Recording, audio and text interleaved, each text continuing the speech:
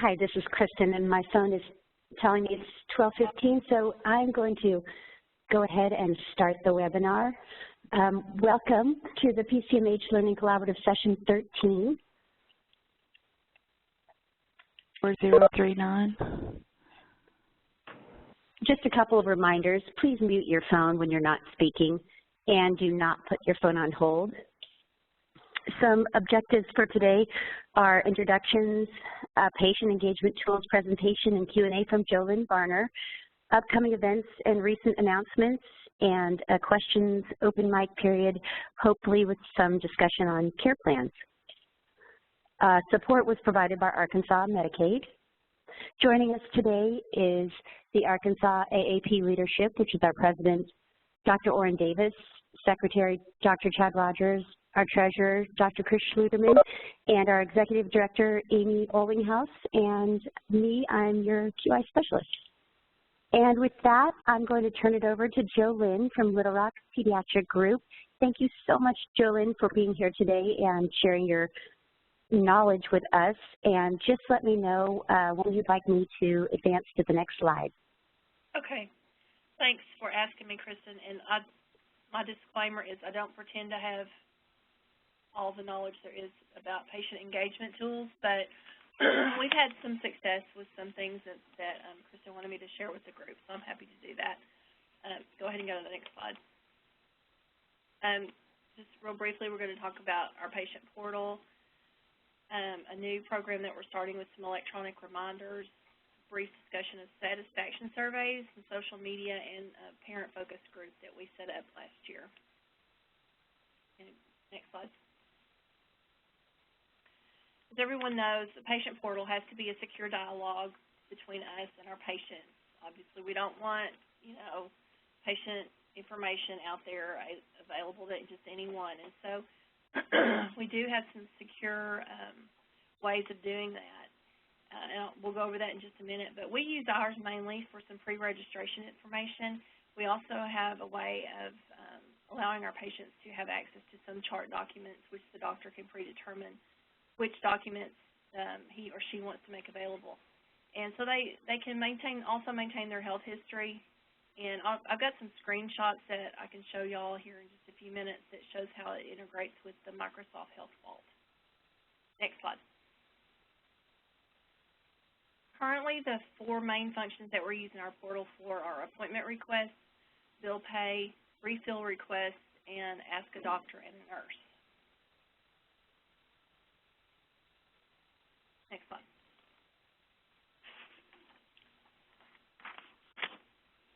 When we first got the portal, my big concern was how many people are going to actually get on the portal. And the company that integrated with our practice management software provided a huge documentation and tools for marketing your portal. And we didn't do everything that they recommended as far as taking out ads in the paper and that kind of thing. Obviously, we didn't do that. But we did send out some mass emails. We put flyers in rooms, announced it on Facebook. And then our physicians were really good about when they saw newborns in the hospital, telling the parent to go ahead and register on the portal right then. And some of them actually did while they were still in the hospital, and then some did immediately when they got home and started scheduling their appointments. They had access to our triage nurse. They could just email a question in the middle of the night if they wanted to, and then we'd get back with them the next day. And it's really been especially useful for a lot of our new moms and dads. And then, of course, we did incorporate it into some advertising that just kind of came along during that time frame. Next slide, please. Here's an example of the flyer that we put up in the rooms. And we've actually had a portal since 2012. We upgraded to a different platform in 2014, and so we had to have everyone re-enroll 2 years after they were already on the portal. But we did get some new patients, and it has been much more user-friendly. So that's worked out. Next slide. And here's an example of an ad that we did that we just incorporated our portal information down in the bottom of that. Next slide. There's a couple of ways that you can do a patient portal that that I know of. There are probably others, but you can have it where the patient can go to your website and just sign up on your portal, or you can make it be so that they have to receive a secure link from you, an invitation of some nature that says, we recognize you're our patient here, you're invited to be on our portal. Now, the first portal that we were on, we had the self-select version of that. And we ended up getting tons of patients signing up on our portal who were not even our patient. They would send appointment requests to see a doctor at another clinic. And it was kind of getting very cumbersome. And so then when we had the opportunity to change platforms within our practice management system, we switched to an invitation only. And they have to receive an email from us, which we do send upon registration if they're a new patient, and then if they're making an appointment and we notice that they are not on our portal, we send it then as well. We have some age restrictions, 0 to 8, well, no one under 18 is allowed to register on our portal. We haven't had any teenagers even request it, or I don't even know if they know about it, so that's not ever come up.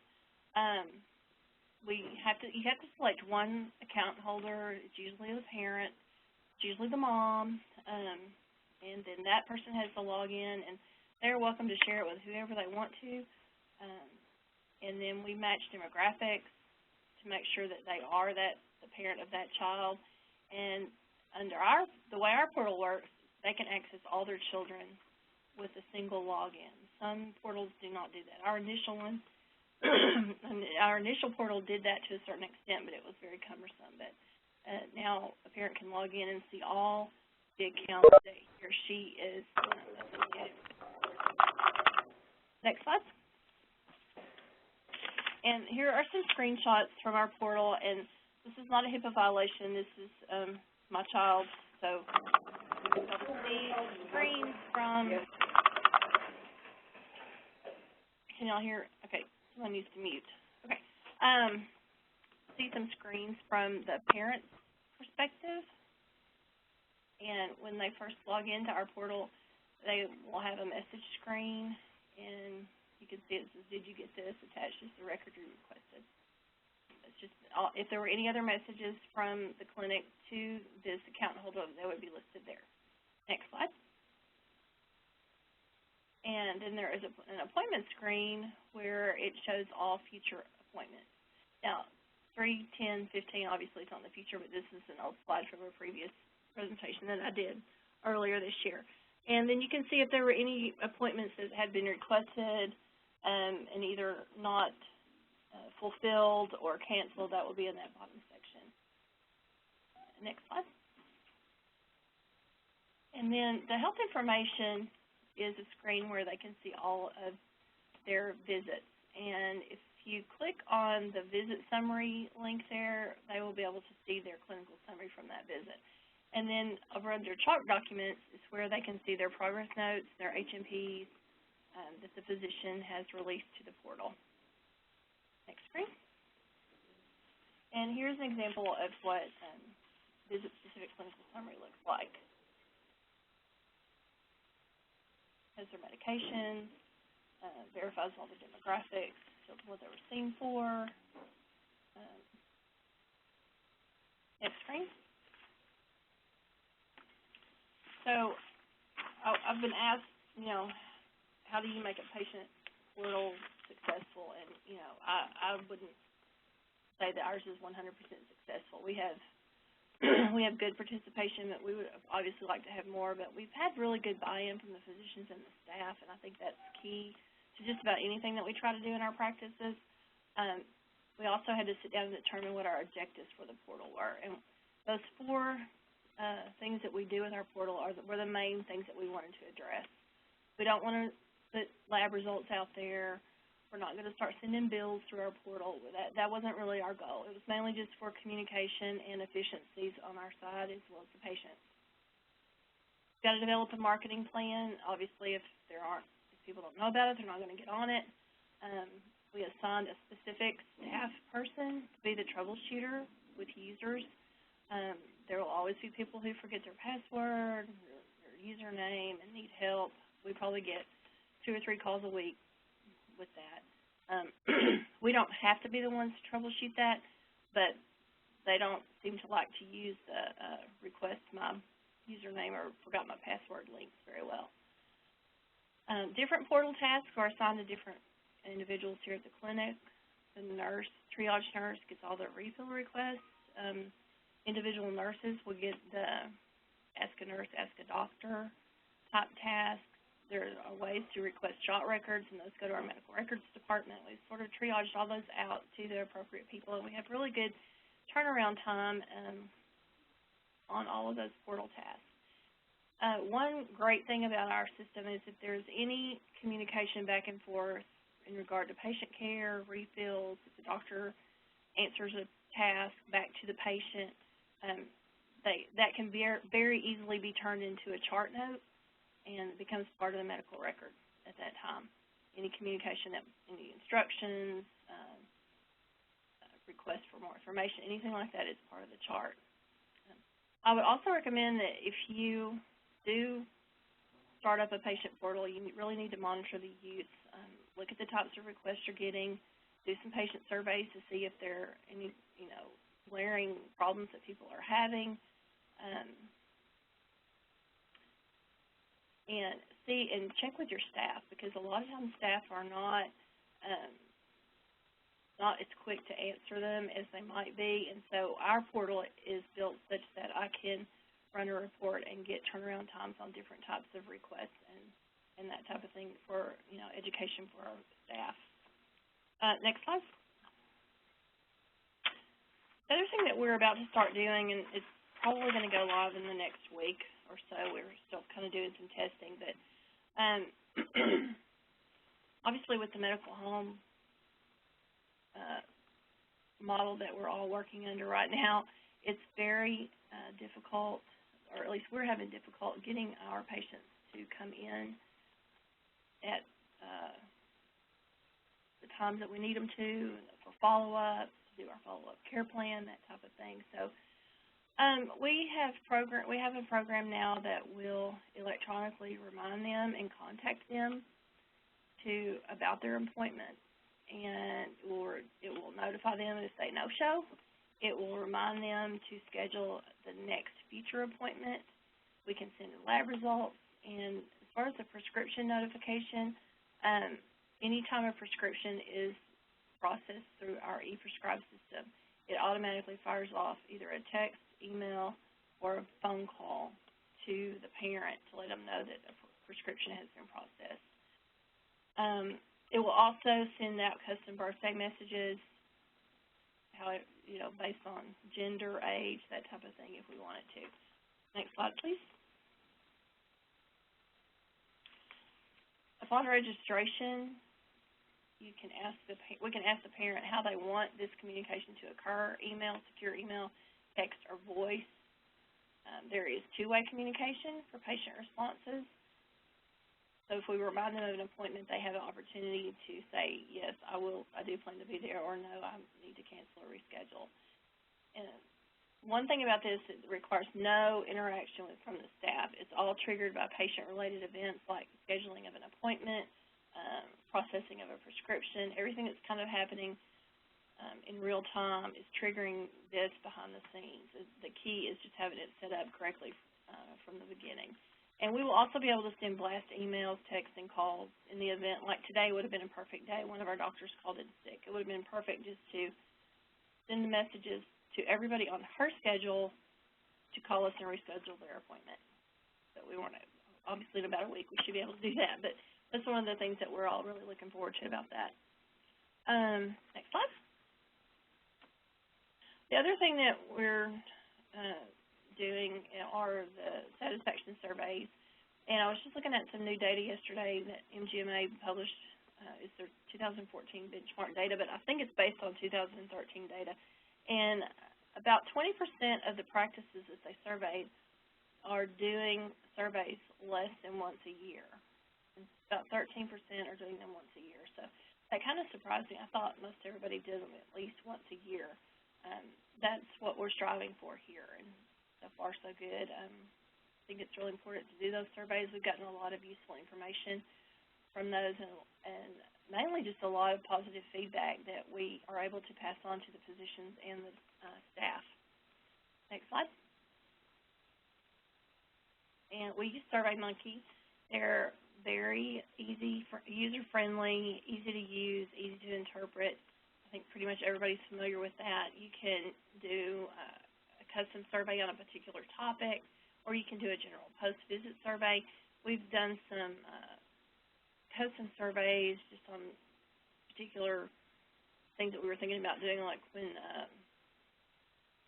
we were considering extending hours during the week. We did a survey on that and try to determine if it was feasible, if patients would do it, that type of thing, and that helped us make a good decision. And we've also recently done a survey on e-billing, how many of our patients would participate in an e-bill system versus continuing to get a paper bill. And we had awesome response from that. I think I've sent out, I don't know, 200 or 300 surveys to people, and I got 100 of them back. So I think SurveyMonkey is a really good way to survey your patients. And we are planning to incorporate our patient satisfaction survey into our notification system that I was just talking about, so that once they leave the clinic, the next day they will get a message saying, thank you for coming to our clinic. We hope everything went well, and here's a satisfaction survey that we'd like for you to take. Next slide.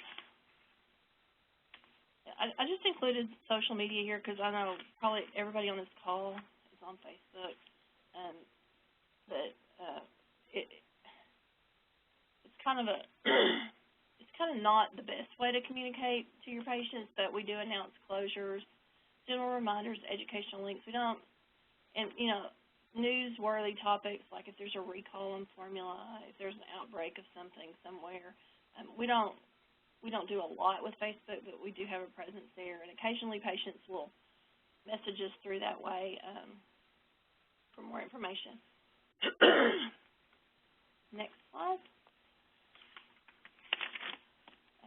And then I guess last year, one of the things that we wanted to do as we were starting our patient-centered medical home transition was Dr. Rogers and I set up a parent focus group of a few parents that we felt like would be representative of our patient population and also be, you know, accessible, easy to work with, and would be helpful in helping us make some decisions about how to evaluate our patient flow and just our patient experience. We got together a very diverse group, and I would definitely recommend that.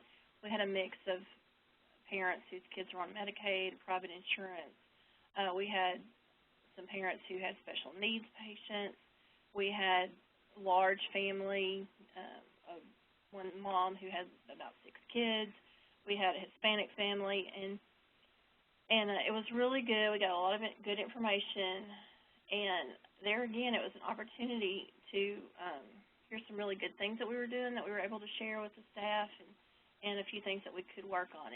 It's very important to keep that any discussion that you have with the parent group sort of directed to what I call actionable information. You don't want someone coming in there and saying, well, I want Dr. So-and-so to work 4 days a week instead of 3. I mean, that's not anything that we're going to be able to really fix right then. But for the most part, we got really good information. I would recommend that y'all consider doing that. Typically, from what I've read and on this, they recommend meeting about every 18 months. So it's been about a year since we had our first group meeting, so I'm hoping by the end of this year we'll have our group back together again and see how things have gone from their perspective over the last year. And, Kristen, that's really all I have. Well, thank you, Jolynn. That sounds incredibly useful. And does anyone have any questions for Jolynn?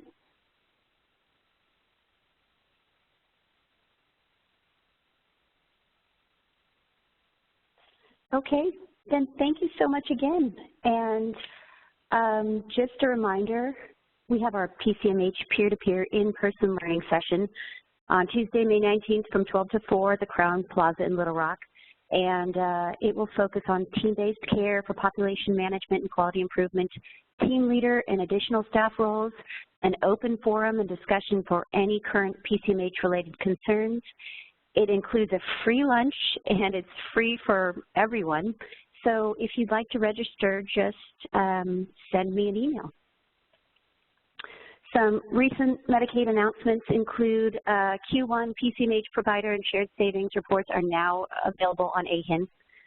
The care plan review quality improvement plans are due April 30th. The care plan remediation webinar has been postponed until May 6th at noon. And speaking of care plans,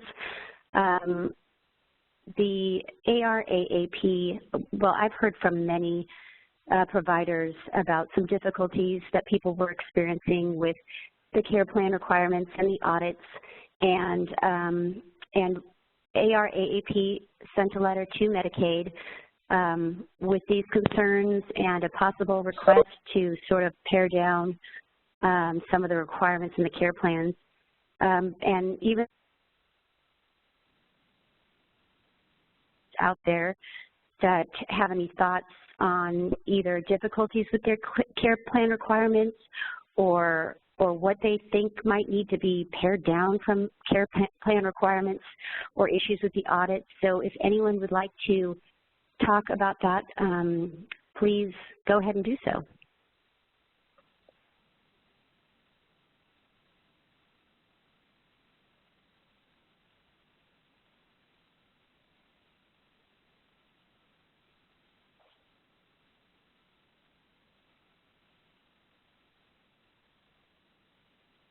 Okay, it doesn't sound like we have, oh, is someone trying? This is Cheryl Arnold. Hi, Cheryl. Hey, Kristen. I don't know who all's on the call today, but I would be interested to know if anyone has been successful in getting more detail about their the audit as far as the charts that were rejected. I have requested that and have yet to receive it. I would also like to know if there's anybody on the call that did not fail.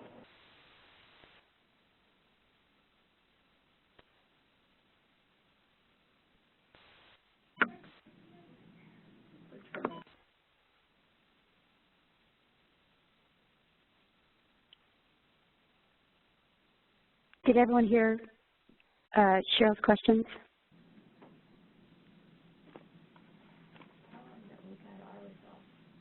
Hey, Kristen, are we still on mute? No, no one's muted. Okay, this is Dr. Schlitterman in Fort Smith. We did get ours after requesting ours. We did tell us which ones specifically failed. I think we just got that last week. And as regard to who passed, I think there was only one clinic out of 120 some odd clinics that passed. So probably no one on this call would have been one of the ones that passed. One doctor clinic out there. Yeah, I think it was just a one physician clinic that was the one in the state that passed. Mm. We need to get them on the call. Kristen, do you know if the letter that AAP submitted suggested that they be required to do these reviews on site? I think one of the sad things about the whole process was that you know, everything that we're working on is to try to make our records electronic, communication with share and all of those things, everything's electronic, and then they want us to pick and choose parts that we can print out for them to do an audit. And I really feel like that probably people would have done better if they had come into the office and actually sat down with a person in the clinic to sort of, so that they knew they were seeing everything that was documented in the chart. I know some things are just more difficult to print out in a usable view because of the dynamics of the actual EHR. That was not something recommended in the letter. However, that's an excellent point, and I will definitely bring that up.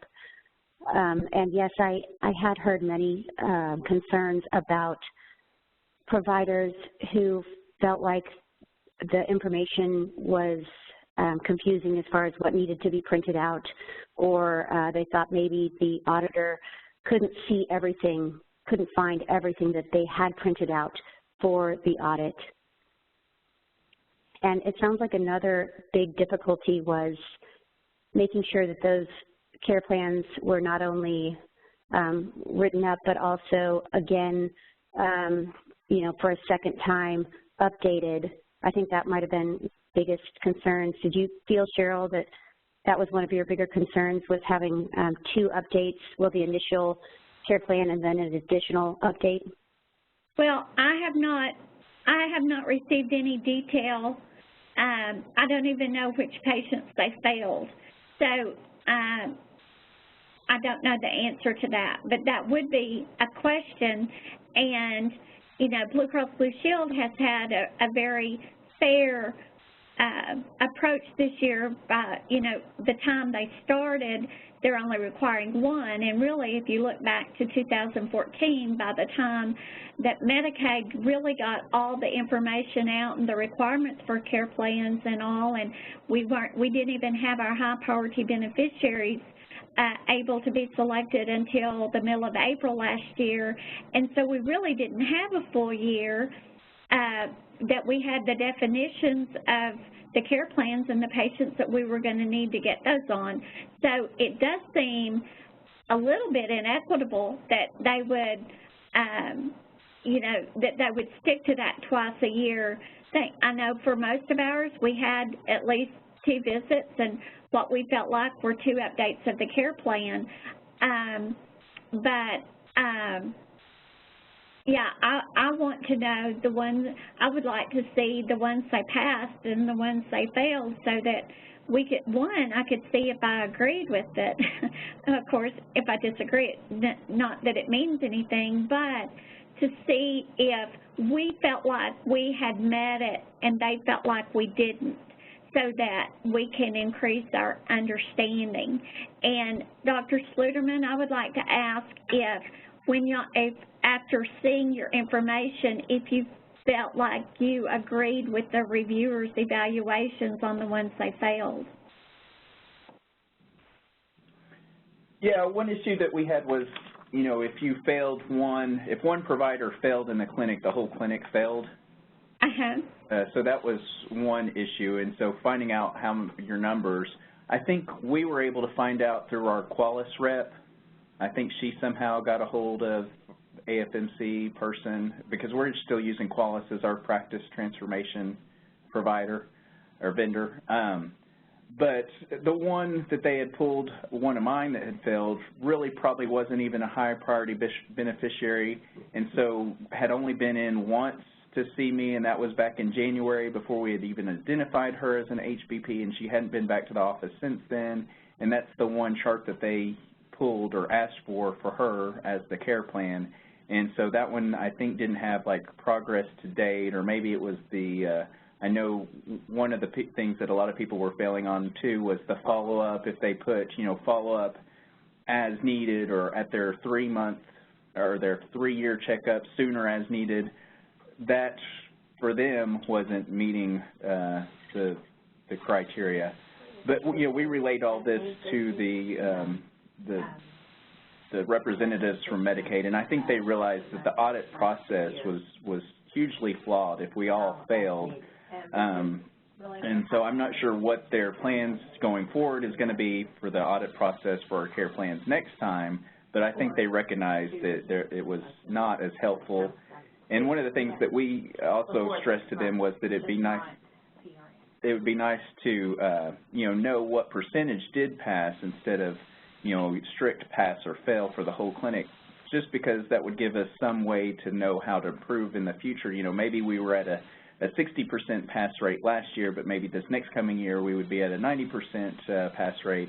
so that we could have, little goals to work on. And I think they recognize that too, that, the practice transformation is a continuum and not just a strictly pass or fail. So I think they heard all of our concerns, but I'm not sure what the next plan is going to be for them to actually address those, if they change the requirements for this coming year or what. But those discussions are underway.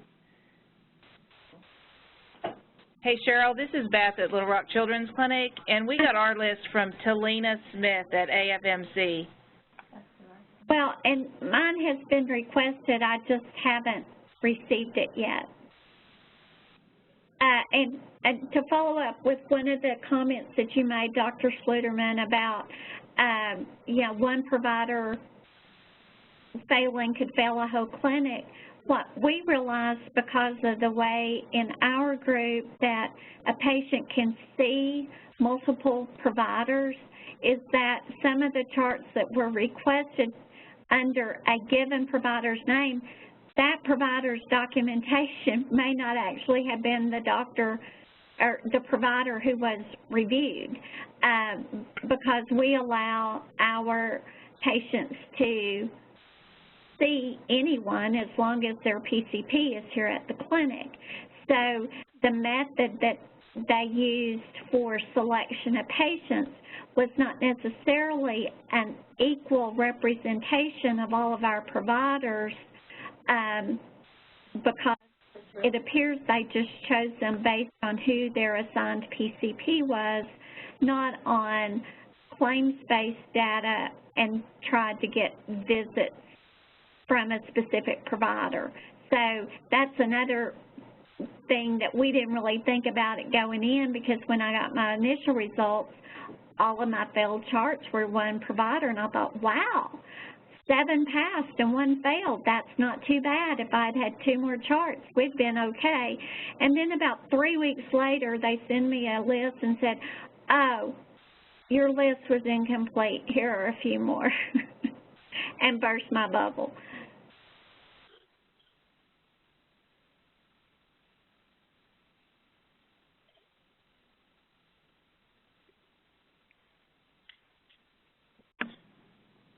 We do that the same here in our office too. If they're assigned to one of us providers, any one of the 3 of us can see them. So that happened to us too. Is somebody's assigned the PCP, but they really actually see primarily one of the other physicians. Then that failed chart may have gotten attributed to me when I wasn't the one to actually do the charting on that one. So I think that happens at a lot of places.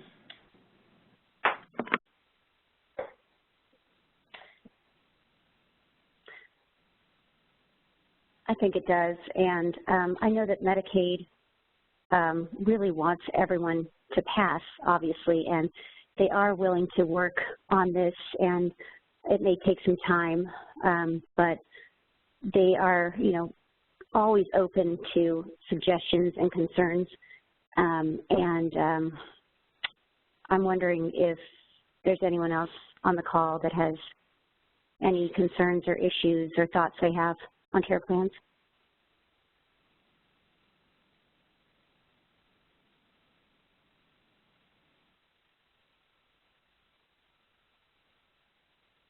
Or any other questions? Oh, sorry, go ahead. Has Medicaid responded to the letter that the AAP submitted to them and given any timeline for getting information back out to us? Because so Cheryl, we after getting the letter, they wanted to meet with representatives from the ARAAP, and so we had a conference call last week, and I was on that. Dennis was on that. I think Chad Rogers was on that call, and I had to leave before the call ended, Kristen, so maybe you could tell them more of how it ended up with what the next step is. But they did seem open to listening to our concerns and agreed with a lot of them, and they recognized that, what they're doing in their office at the Medicaid office, they don't know some of the struggles that we're going through. So they definitely want to hear feedback from us, and I think they were appreciative of us coming to them with their concerns.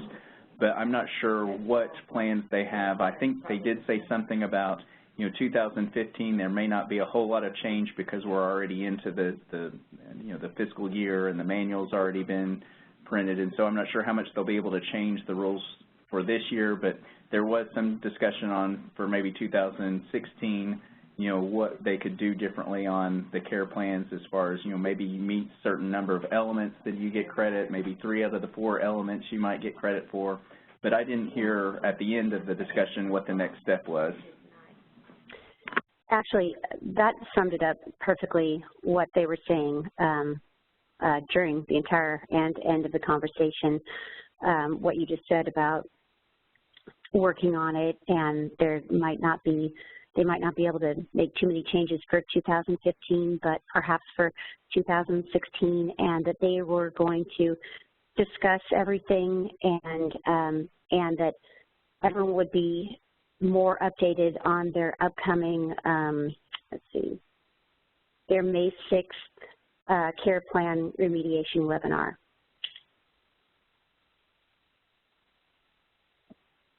But again, I know they want as many concerns and questions as possible so that they can figure out the best way to go about everything and help everyone to meet their metrics and pass.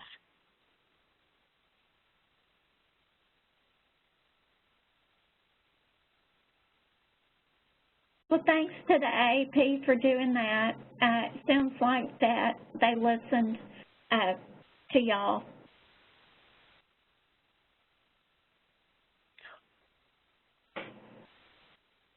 Well, thanks, Cheryl. You're kind of cutting out a little bit on my phone, so I'm not sure I heard the rest of that, but, oh, I think I hear you. This is Amy, and I guess I think one thing that Medicaid wanted to make extremely clear to us, and then for us to pass on to you guys, is their assurance that they are so pleased with how this project is going. They're pleased with the progress. They're aware that the requirements, add additional time and energy and, staffing, but they're really excited with the progress. I think that they realized that they were kind of, sitting remotely, not hearing much feedback that was maybe organized, and they were very grateful to us for kind of bringing an organized concern from a lot of different practices to them. And I think that, like I said, they were surprised. I think that they really didn't think that there was a problem, but they listened and they understood, and they're going to work on it. So anyway, and I also told them that I think that maybe words that they choose to use, like passing and failing, aren't very encouraging. And they recognize that, perhaps they get too far down in the weeds, and they're too kind of government structured to remember to thank you guys and tell you that you're doing a good job.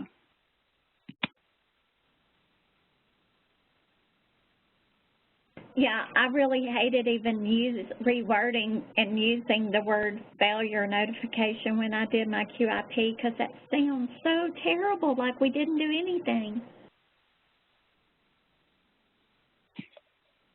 Right. And we pointed that out. And, actually, I tried to point that out to them when they were developing the project, that I just didn't think that that was, well, quite honestly, what I said is that it's not, no doctor wants to fail anything. So that's not going to go over real well. You can have maybe a need for improvement, or, failure is just such a strong word. So anyway. Thank you, Amy, for reminding me of that, because you're right. They really did everyone to know that they are so pleased with how everyone is participating and everything that's going on with this program. Did anyone else have any discussion or concerns on care plans or any other concerns or questions?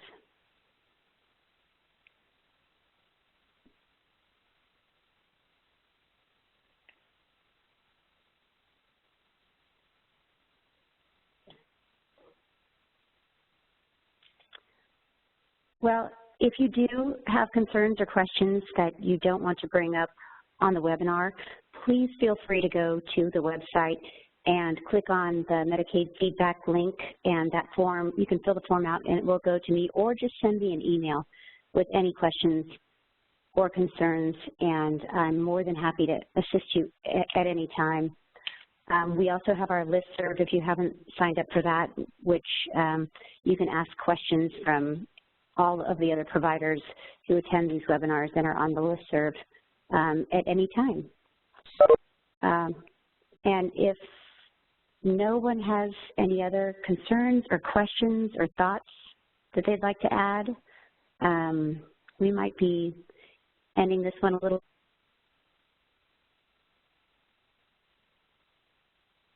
We just did. Yeah. Okay. Well, thank you so much for joining us today, and have a great rest of your day and week. Thank you.